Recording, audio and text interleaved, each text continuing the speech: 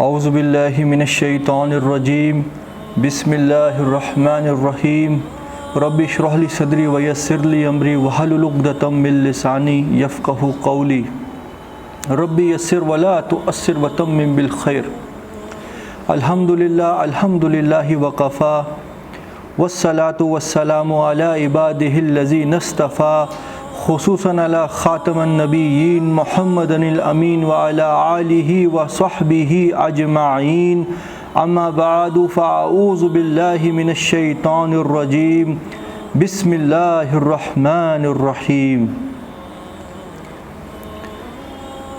یا عبادی الذین آمنوا ان الارضی واسعۃ ان ارضی واسعۃ فایای فاعبدون کل نفس ذائقۃ الموت ثم الینا ترجعون۔ سورۃ العنکبوت آیت نمبر 56۔ یہ ہم نے کل پڑھنے کی سمجھنے کی کوشش کی تھی، مگر یہ بہت غور طلب آیت ہے۔ آج ہم یہیں سے پھر سے سٹارٹ کرتے ہیں اللہ تعالیٰ کا نام لے کے، کیونکہ ہم لوگوں کے لیے، خاص کر جو آج کی جنریشن اور آج کا یوتھ ہے، وہ بہت سی الجھنوں میں پھنسا رہتا ہے۔ تو ان آیات میں اللہ تعالیٰ کی طرف سے بہت بڑی ان کے لیے ایک تو حوصلہ افزائی ہے اور دوسری اللہ کی طرف سے رہنمائی ہے۔ ابھی ہم سمجھیں گے کہ وہ کیسے۔ دیکھیے، جو کچھ ہم نے ابھی تک پڑھا، مشرکان مکہ جو کچھ نبی کریم صلی اللہ علیہ وسلم کے ساتھ کر رہے تھے، اور اس کے رزلٹ میں نبی کریم صلی اللہ علیہ وسلم کو اللہ تعالیٰ کی کیا کچھ انسٹرکشنز تھی کہ آپ نے وہ کرتے رہنا ہے، ثابت قدم رہنا ہے، اور جو لوگ آپ کے ساتھ ایمان لے کے آئے ان کو بھی اب بہت سی مشکلات سے کا سابقہ پیش آئے گا، تو انہیں بھی نبی کریم صلی اللہ علیہ وسلم کے ساتھ سپورٹ کرنا ہے۔ وہ سچ پہ چلنے والی ٹیم کے اندر انہوں نے اپنے آپ کو داخل کرنا ہے، اور وہ تبھی پاسبل ہے کہ جب تم صبر کرو گے، کیونکہ اس وقت کا معاشرہ سچائی کو قبول نہیں کر رہا تھا، اور پھر وہ بڑے کٹر دشمن بن گئے نبی کریم صلی اللہ علیہ وسلم ان کے ساتھیوں کے، مشرکان مکہ۔ آج کا دور بھی کچھ الگ نہیں ہے۔ آج اگر آپ حق کی بات کریں گے، واقعی میں اللہ کے حکموں کو اپنی زندگی میں نافذ کریں گے، بہت سے ریزسٹنس آپ کو دیکھنے کو ملیں گے، اور بہت سے تو ایسے بھی ہوں گے جو اس زمانے سے بھی بہت زیادہ ہو جائیں گے۔ اس وقت اللہ تعالیٰ کی طرف سے یہ رہنمائی اور یہ حوصلہ افزائی اتری تھی نبی کریم صلی اللہ علیہ وسلم کے لیے اور صحابہ کے لیے کہ جو ان کے ساتھ تھے، اور یہ تا قیام قیامت اللہ کے ہر بندے کے لیے رہنمائی اور روشنی ہے یہ قرآن۔ اللہ تعالیٰ فرما رہے ہیں یا عبادی الذین آمنوا، اے میرے وہ بندو جو ایمان لائے ہو یا ایمان لانے کا دعویٰ کر رہے ہو، ان ارضی واسعۃ، ان ارضی واسعۃ، کہ یہ جو میں نے زمین بنائی ہے یہ بہت وسیع ہے، یہ کوئی لمیٹڈ نہیں ہے۔ فَإِيَّایَ فَاعْبُدُونِ، تو اگر ایک جگہ رہتے ہوئے تمہیں اللہ کے حکموں پہ چلنا مشکل محسوس ہوتا ہے، اللہ کے حکموں کی پابندی میں اگر تم اپنی زندگی کو نہیں صرف کر پا رہے ہو ایک جگہ، تو اللہ کی زمین بہت وسیع ہے، وہ جگہ چھوڑ کے کہیں اور جاؤ، اس سسٹم کو چھوڑ کے کسی اور جگہ جاؤ، اس نوکری کو چھوڑ کے کہیں اور جاؤ، اس غلامی کو چھوڑ کے کسی اور جگہ جاؤ، مگر بندگی بس میری ہی کرنا۔ فَاعْبُدُوا بڑا امپورٹنٹ ورڈ ہے، مطلب فَاعْبُدُوا سے مراد ہے غلامی۔ غلامی کا مطلب ہوتا ہے اپنے آقا کے حکم فالو کرنا۔ ہم کہتے ہیں نا عبداللہ، اللہ کا غلام، یعنی ہم عبداللہ ہیں۔ عبداللہ کا مطلب ہم اللہ کے حکموں کو فالو کرنے والے ہیں، جو کوئی حکم ہو، جیسے ہو، کوئی ایف اور بٹ نہیں، جیسے اللہ کا حکم ہے وہ ہم اپنی زندگی میں لاگو کریں گے، اور زمانہ بدلنے کے حساب سے اللہ کا حکم نہیں بدل سکتا، حکم وہی رہے گا۔ یہ نہیں ہم کہہ سکتے کہ وہ تب زمانہ کچھ اور تھا، آج زمانہ کچھ اور ہے، تو آج تھوڑا سا کمپرومائز کر لینا چاہیے۔ ایسا کوئی انسٹرکشن نہ تو قرآن میں نہ حدیث میں. اللہ تعالیٰ کی یہ کتاب اور اس کے حکم ایور گرین اور تا قیامت تک کے لیے اللہ نے رکھے ہیں. یہ کوئی لمیٹڈ پیریڈ کے لیے نہیں تھے. تو آج کی ڈیٹ میں زیادہ یہ چیز ہم لوگوں کو سمجھ آنی چاہیے کہ اے وہ لوگوں جو ایمان لائے ہو، میری زمین بہت وسیع ہے تو میری ہی بندگی کرو. دیکھو الفاظ کتنے کم استعمال ہوئے ہیں مگر ان کے اندر کمپریہنشن کتنا زیادہ ہے. کیا مطلب ہوا کہ میری زمین بہت وسیع ہے، بندگی تو بس میری ہی کرو. اس میں بائی ڈیفالٹ میننگ نکل رہا ہے نا کہ اگر ایک جگہ رہتے ہوئے، ایک سسٹم میں رہتے ہوئے، ایک ماحول میں رہتے ہوئے تمہیں تنگی محسوس ہوتی ہے کہ کرنا تو میں چاہتا ہوں مگر نہیں کر پا رہا، خالی کسی دنیائی فائدے کے لیے اسے چمٹ کے رہنے کی تمہیں ضرورت نہیں ہے. اس کو کوئٹ کرو، اللہ تعالیٰ پہ بھروسہ کرو. کل نفس ذائقۃ الموت. ایسا کیوں کرو؟ کیونکہ یہ جان لو دنیا جو ہے وہ ابدی نہیں ہے، الٹیمیٹ نہیں ہے. یہاں پہ مشکل یا تکلیف بھی آ جائے تھوڑی دیر کے لیے، بڑی ٹمپریری ہے. ہر نفس کو موت کا ذائقہ چکھنا ہی چکھنا ہے. کوئی روکنے والا اس بات کو نہیں، کوئی ٹالنے والا اس بات کو نہیں. یہ چیز اگر تمہاری ذہن میں رہی پھر دنیا کی چند روزہ زندگی کی اہمیت اپنے آپ کم ہو جائے گی اور تم خود ڈیسائیڈ کر لو گے کون سی چیز پریورٹی ہونی چاہیے اور کون سی چیز پریورٹی نہیں ہونی چاہیے. کل نفس ذائقۃ الموت. ہر نفس نے موت کا مزہ چکھنا ہے. ثم الینا ترجعون. اور پھر جا کے ہر کسی کو لوٹ کر اللہ کی طرف ہی جانا ہے. الینا، پھر ہماری طرف لوٹ کے آؤ گے، ہماری طرف سمیٹے جاؤ گے. اس وقت اگر کامیاب ہوئے تو کوئی کامیابی ہے، ورنہ دنیا کی زندگی میں کوئی دنیا کا چند روزہ زندگی کے فائدے کے لیے اگر تم اللہ کے حکموں کو پاؤں تلے قدموں تلے رونگتے رہے اس ڈر کی وجہ سے کہ میرا دنیا میں نقصان ہو جائے گا، آخرت میں پھر اللہ کو کیا جواب دو گے؟ اور جو لوگ وہاں کامیاب ہو گئے والذین آمنوا وعملوا الصالحات لنبوئنہم من الجنت غرفا. اور جو لوگ سچے دل سے ایمان لائے اور ان کے عمل بھی ویسے تھے کہ جیسے ان کی رب کی رضا تھی، یعنی نیک عمل کرتے رہے، لنبوئنہم، ہم ضرور بضرور ان کو داخل کریں گے جنت کے اعلیٰ بالا خانوں میں. اور وہ ایسے بالا خانے ہیں جن کے نیچے نہریں جاری کر رکھی ہیں اللہ نے. اس کا ہم تصور نہیں کر سکتے کہ وہ کیا نعمتیں ہوں گی. بس اشارتاً ہمارے ذہن کے حساب سے اللہ تعالیٰ نے بتا دیا وہ ایسے باغ ہوں گے بابرکت جن کے نیچے نہریں جاری کی ہوں. خالدین فیہا، ہمیشگی اور ہمیشگی کے لیے. بہت غور طلب الفاظ ہے یہ خالدین فیہا، خالدین فیہا. دیکھو دنیا کا کیا ہے، آج نہیں تو کل ختم. اس کا رزلٹ اللہ تعالیٰ نے فرما دیا کل نفس ذائقۃ الموت. ہر نفس کو موت کا مزہ چکھنا ہے. یعنی اگر تم بڑے آرام میں بھی تھے وہ بھی ختم ہو جائے گا، چاہے تم کتنے ہی دکھ میں بھی ہو وہ بھی ختم ہو جائے گا. مگر جو لوگ کامیاب ہو گئے ان کے لیے الفاظ خالدین فیہا، ہمیشگی ہمیشگی کے لیے. اب نہ تو موت ہی آئے گی، نہ کبھی ان کو کوئی غم ہی ہوگا، نہ تو ان کے لیے کوئی خوف کی گنجائش ہے، نہ تو ان کے لیے کوئی ڈر ہے، کیونکہ انہوں نے اپنے رب کو راضی کیا ہوگا.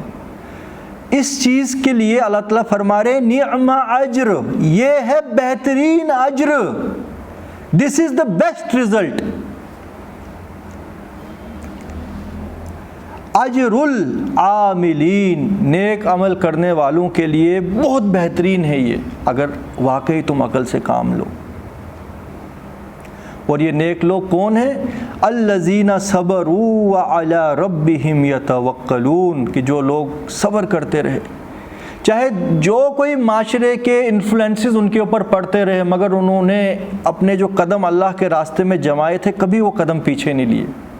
جمے رہنا، جم جانا، چاہے کچھ بھی ہو میرے ساتھ، میں اللہ کے حکموں کو چھوڑنے والا نہیں ہوں. اسی کو کہتے ہیں صبر، ایک چیز کے اوپر رک جانا، جم جانا. اور وہ صبر تبھی پاسبل ہے جب ایک انسان نے اپنے رب کی شان پہچانی ہوگی اور اس نے اپنے رب پہ بھروسہ کیا ہوگا۔ الذین صبروا وعلی ربہم یتوکلون، جن لوگوں نے اپنے رب کے حکموں کی پابندی میں اپنے آپ کو روکے رکھا، چاہے کوئی بھی مصیبت ان کے اوپر ظاہری آ گئی، اور وہ اپنے رب کے اوپر پورا بھروسہ رکھتے تھے کہ اگر مصیبت بھی آئی ہے اس میں بھی میرے رب کی کوئی حکمت ہی ہوگی، یہ شاید میری آزمائش ہے جس کی وجہ سے میرے گناہ معاف ہو جائیں گے، ان قریب ان مع العسر یسرا، مشکل کے بعد آسانی ہوگی، اور ان قریب مشکل کے بعد آسانی ہوگی۔ پھر سن لو مشکل کے بعد آسانی ہے۔ جن کے ذہنوں کے اوپر، جن کے دلوں کے اوپر اللہ کی یہ کتاب، اللہ کا یہ کلام چھپا ہوا ہوگا، اور جو اپنے رب کو پہچان گئے ہوں گے اور اس پہ بھروسہ کرتے ہوں گے جیسا کہ بھروسے کا حق ہے، وہی لوگ اپنے آپ کو روک سکتے ہیں۔ آیت تو نازل ہو رہی ہے نبی کریم صلی اللہ علیہ وسلم کے اوپر 1450 سال پہلے، مگر اس آیت کا ایفیکٹ آج دجالی فتنے کے اندر ایک انسان محسوس کر سکتا ہے کتنا مشکل ہے اللہ کے راستے پہ رکے رہنا۔ عجیب عجیب قسم کے فتنے ہیں، لچھے دار باتیں ہیں، شیطان اور شیطان کے الائز کی عجیب عجیب تگڑم بازیاں ہیں، دل تو پھسل ہی جاتا ہے، ایسی ایسی میٹھی میٹھی باتیں ہیں۔ بڑے بڑے آستین کے سانپ ہیں جو اسلام کے بڑے بڑے لیڈرز بنے ہوئے ہیں، اور وہ تمہیں گٹی میں ملا کے پلاتے ہیں، تو لہٰذا تمہارا دل بھی وہی کچھ چاہتا تھا اور تمہیں فتوے بھی ویسے ہی مل رہے ہیں، تو پھسلنا تو کوئی مشکل کام نہیں ہے۔ دل کو جو ہے نا اطمینان دلانے کے لیے کہ بھائی معاشرہ بدل چکا ہے، زمانہ وہ نہیں ہے، تو فار ایگزامپل یہ سود جو ہے یہ وہ سود نہیں ہے۔ اب تو اگر تم نے سود کے اندر اپنے آپ کو انوالو نہیں کیا تو دنیا تو چلے گی نہیں۔ یہ 1400 سال پہلے کی بات تھی جب سود حرام تھا۔ آج اب معاشرہ بدل گیا ہے، اب قرآن کو ہمیں تھوڑا سا جو ہے ری ایکسپلین کرنا چاہیے آج کے دور کے حساب سے۔ ہوتا ہے نا یہی کچھ، چاہے ڈائریکٹلی آپ کو کوئی بولے یا نہ بولے، دل کے اندر وہی کچھ چل رہا ہوتا ہے۔ یہ تو میں نے ایک ایگزامپل آپ کو دی۔ آج اسکولوں میں، یونیورسٹیوں میں، اور جس طریقے کا پریس اینڈ میڈیا ہے، اور جس طریقے کی جو کنٹینٹس آج لوگ دیکھتے ہیں، ان کنٹینٹس کو دیکھنے کے بعد ایک انسان کیسے کیسے فتنوں میں مبتلا ہوتا ہے۔ سائیکولوجیکل فتنے ہیں، انوائرمنٹ کے اندر ہے، اپنی فیملیز انہی فتنوں میں پڑی ہوئی ہیں، وہ بھی اسی طرف گھسیٹیں گی آپ کو، ہر طریقے کا پیر پریشر بھی ویسا ہی ہے۔ تو اس حال میں بھی جنہوں نے سمجھ لیا، جیسے نبی کریم صلی اللہ علیہ وسلم نے فرمایا تھا نا کہ دجال جو ہے، دجال کا فتنہ اتنا بڑا فتنہ ہوگا کہ جو روئے زمین میں آج تک کسی نے دیکھا نہیں، اور ہر نبی نے اپنی امت کو دجال کے فتنے سے خبردار کیا، مگر میں تمہیں ایک ایسی بات بتانے جا رہا ہوں جو آج سے پہلے کسی نبی یا رسول نے نہیں بتائی۔ وہ یہ ہے کہ دجال کی ایک آنکھ ہوگی اور اس کے ماتھے پہ لکھا رہے گا کافارا، کفر، کافر۔ جو کوئی مومن ہے، کاتبن او غیر کاتبن، چاہے پڑھا لکھا ہو یا ان پڑھ، وہ اس دجال کے ماتھے پہ لکھا ہوا کافر پہچان لے گا،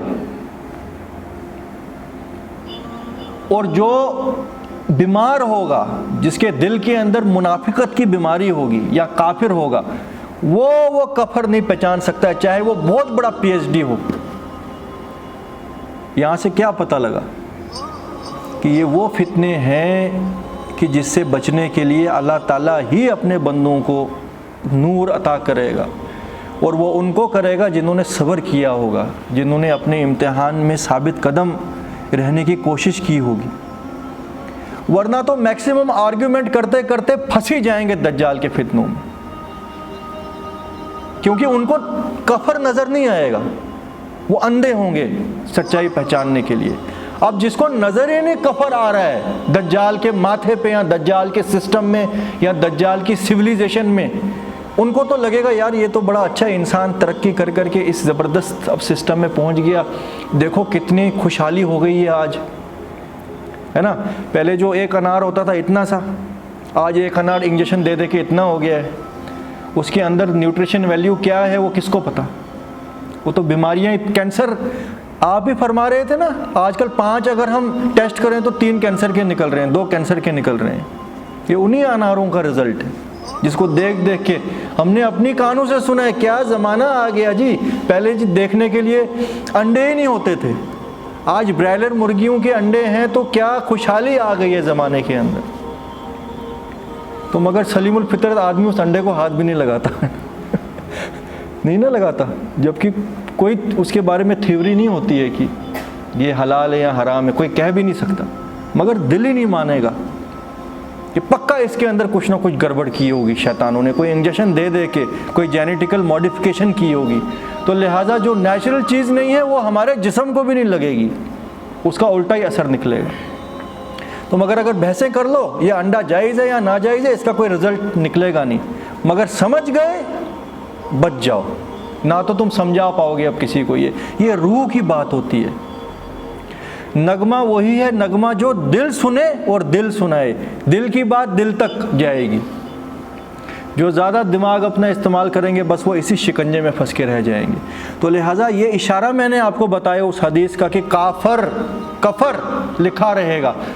یہاں سے اب یہ بات پتہ لگ جاتی ہے یہ کفر کوئی بائی لیٹرز نہیں لکھا ہوگا، کیونکہ ایسا کون پی ایچ ڈی ہے کہ جو KFR نہیں پڑھ سکتا، یا ایسا کون دیہاتی بیچارہ ان پڑھ ہے کہ جو KFR پڑھ لے گا.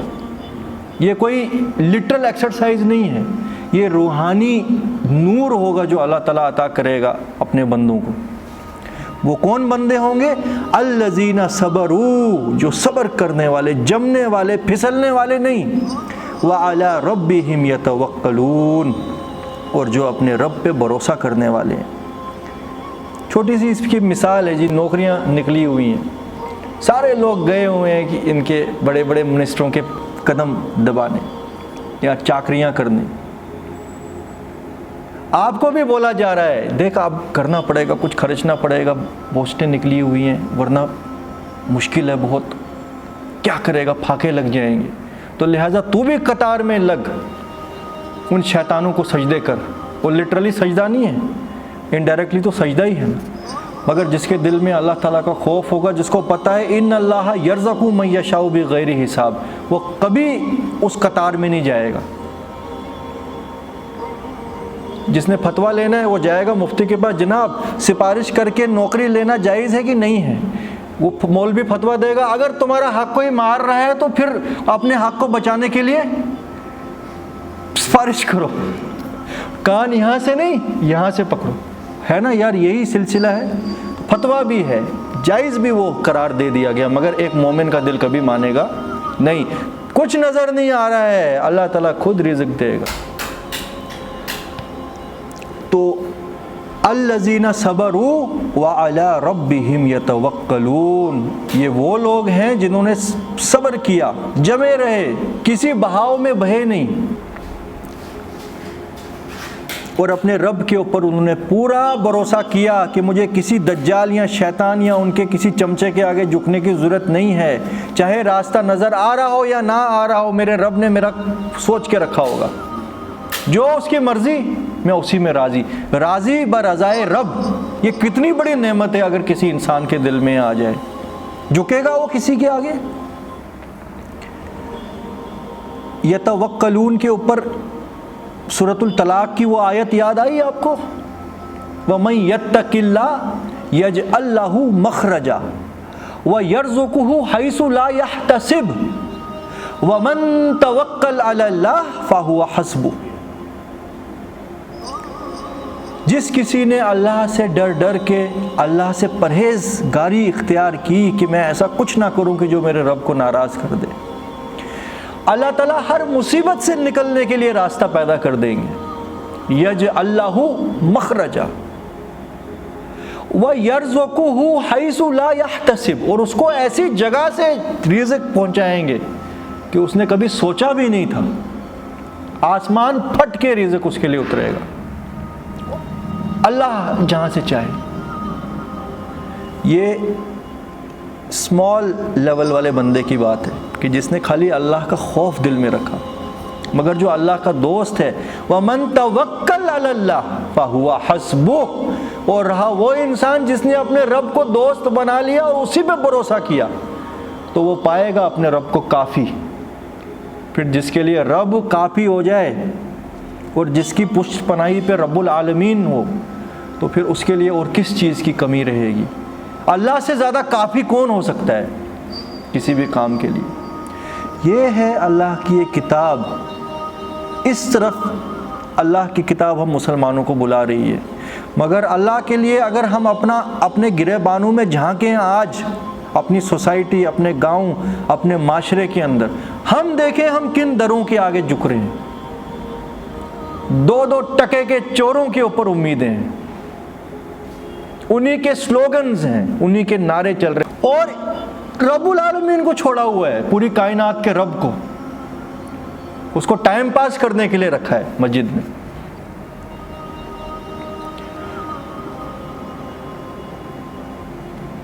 اور قرآن کی وہ آیت حسبی اللہ لا الہ الا ہو علیہ توکلت وہو رب العرش العظیم، حسبی اللہ، میرے لیے میرا رب ہی کافی ہے، اسی کے اوپر میں نے بھروسہ کیا، وہ عظیم سلطنت کا رب ہے، پوری کائنات کے اوپر اس کی اتھارٹی ہے، تو جس نے اس پہ بھروسہ کیا پھر اس کو کیا چیز کی کمی۔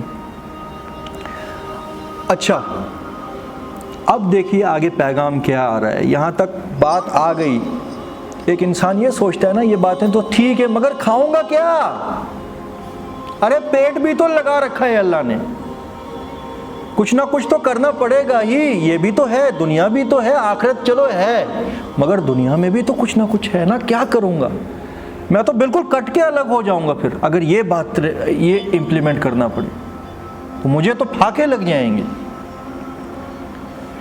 سنیے، وَكَأَيٍّ مِّن دَابَّةٍ لَّا تَحْمِلُ رِزْقَهَا، کتنی ہی جاندار بیسٹ آف دا لینڈ، درندے اس زمین کے ہیں، کیا تم نے کبھی کسی کو دیکھا اپنا رزق اپنی پیٹھوں کے اوپر اٹھا کے ڈمپ کرے؟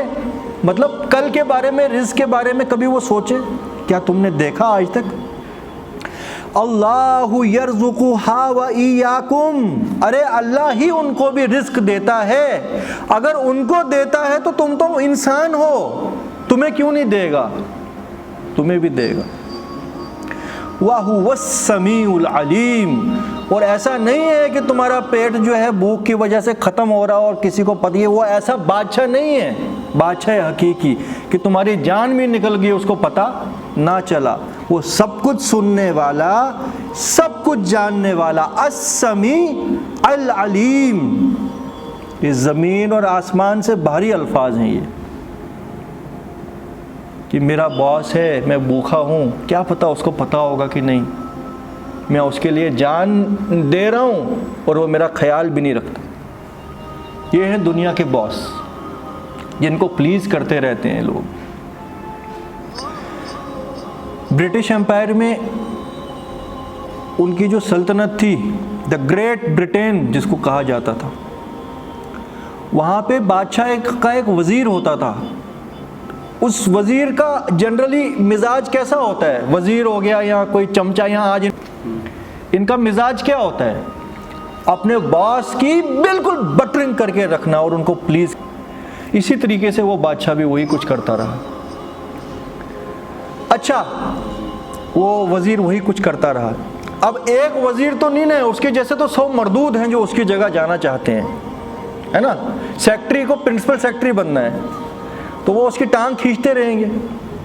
ان میں سے ایک اس کے کمپیٹیٹر کو موقع مل گیا کبھی کوئی ایسی چگلی کرنے کا کہ بادشاہ کو بڑا غصہ آ گیا، وہ مینوپولیشن کچھ ایسی کی، اس کو وہ پرانے وزیر کو اٹھا کے جیل میں اس نے ڈال دیا اور نئے کو اٹھا کے بنا دیا اپنا نیا چمچہ۔ سلطنت تو ویسے ہی چلتی رہی، وہ بندہ مائنس ہو گیا، کوئی لینا دینا کسی کو اس سے نہیں۔ یہ بندہ پھر کتاب لکھتا ہے جیل میں، آپ کو مل جائے گی یہ کتاب۔ اس کتاب میں ایک کوٹ اس نے لکھا، بڑا فیمس ہو گیا، Had I served my Lord as I served the king، ہائے میری بد نصیبی، جیسے کہ میں نے اس بدبخت بادشاہ کی چاکری کی، اگر اس کا 10% بھی میں نے اپنے مالک کو پلیز کرنے میں لگایا ہوتا، وہ اس بڑھاپے کے حال میں مجھے اس حال میں نہیں چھوڑتا۔ تو یہاں پہ وَهُوَ السَّمِيعُ الْعَلِيمُ کی بات ہو رہی ہے کہ تم اس بارے میں ٹینشن مت لو کہ تمہاری جان بھی گئی اور اس کو پتہ نہ چلا۔ وہ ایسا بادشاہ نہیں ہے، وہ بادشاہ حقیقی ہے، تو سب پتہ ہے کون کس حال میں۔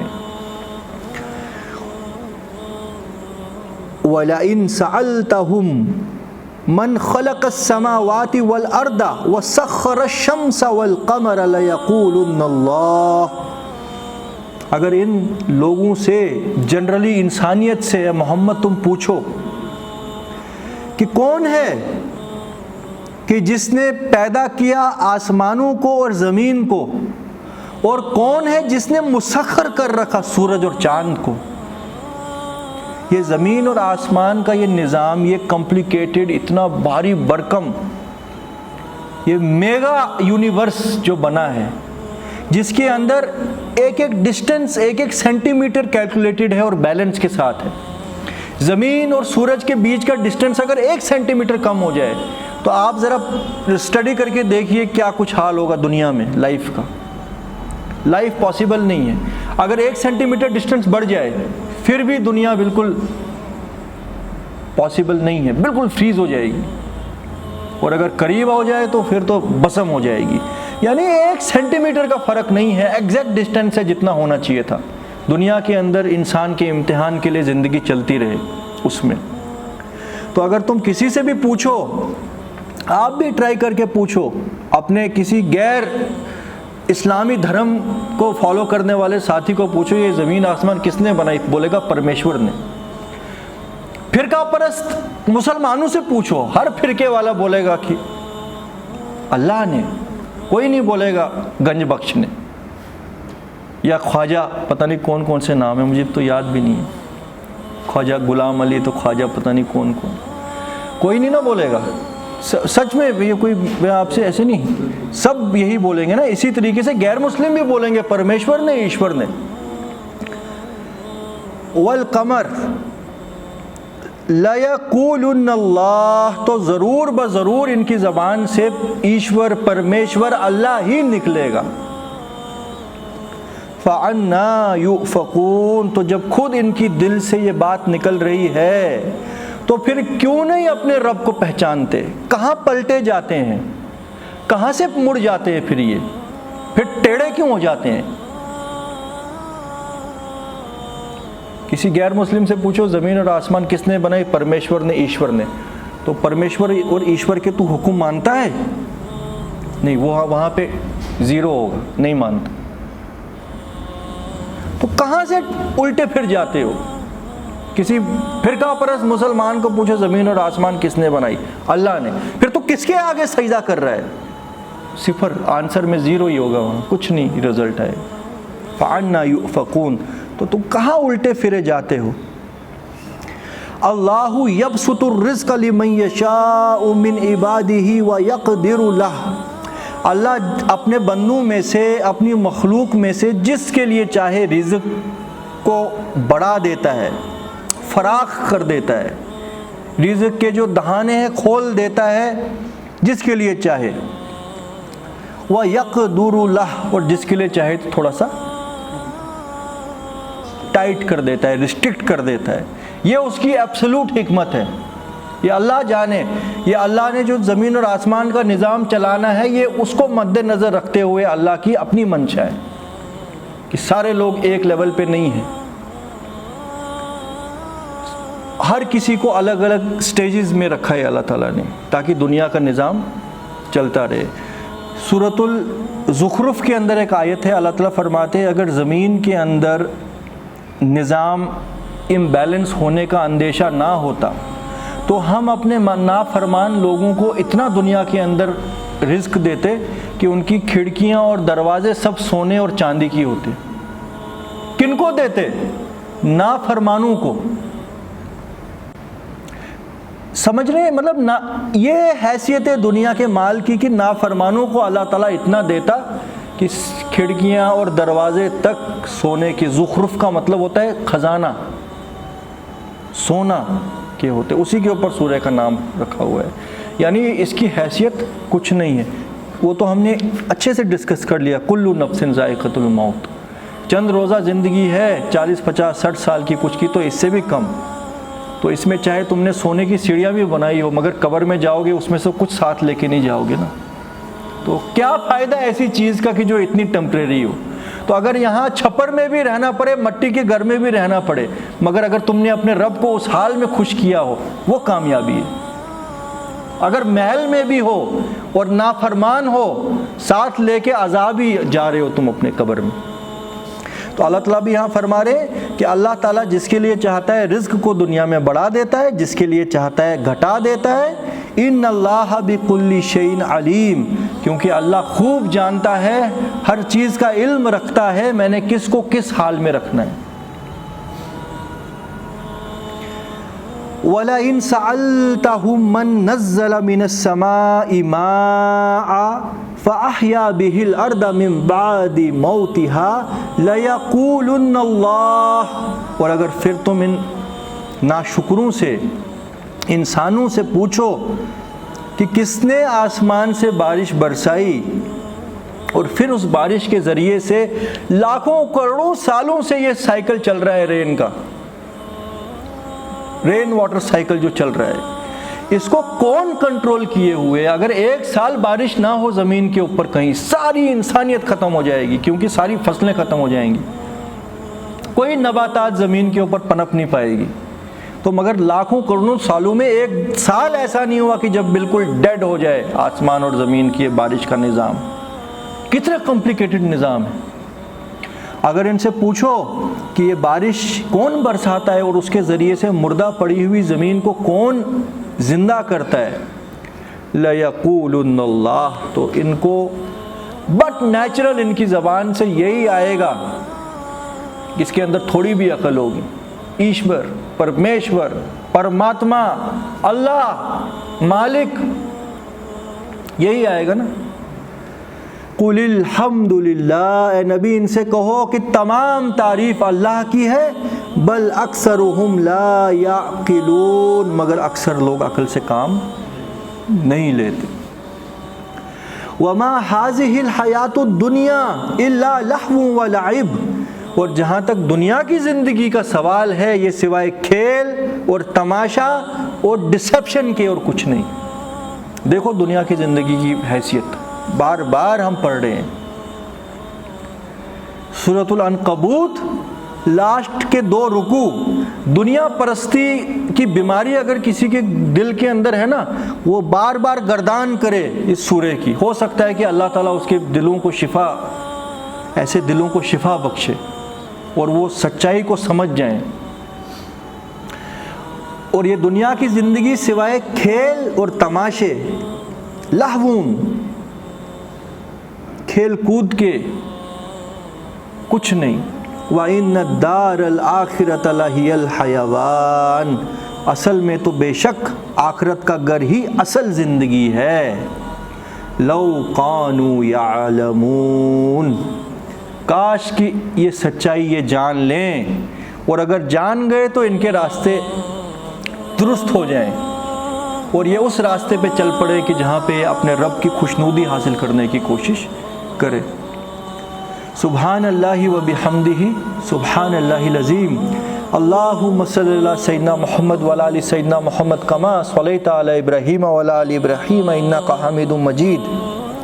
اللہم آنس وحشتی فی القبر، اللہم ارحمنی بالقرآن العظیم واجعلہ لی اماما ونورا وہدا ورحمہ، اللہم ذکرنی منہ ما نسیت وعلمنی منہ ما جہلت وارزقنی تلاوتہ آناء اللیل وآناء النہار واجعلہ لی حجتا یا رب العالمین، آمین۔